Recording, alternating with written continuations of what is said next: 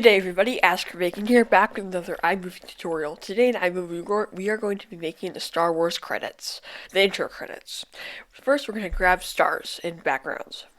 Then we're going to go to our desktop and drag in a PNG of the Star Wars logo.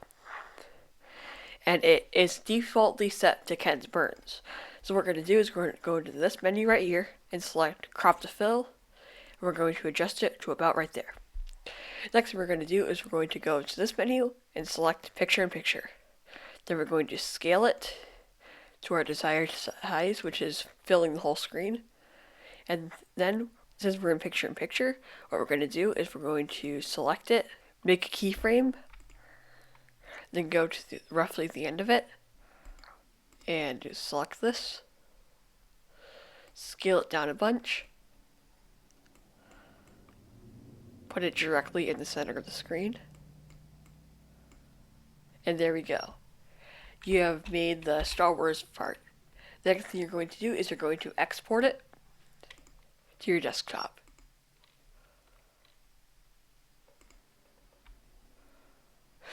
Once you have the exported footage, you're going to delete this element. And you're going to drag in the footage to right before here. And then you have the footage here.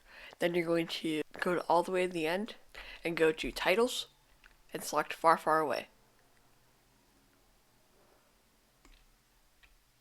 And we're going to write our main theme. There we go, it's written. As we see, it will start to roll back up as it is just going away.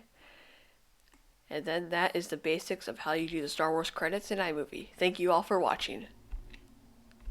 If you like these videos, please consider liking and subscribing. If we can get to 5 likes on this video, I will start doing After Effects tutorials. So for now, everybody, thanks for watching, and I'll see you all later. Goodbye.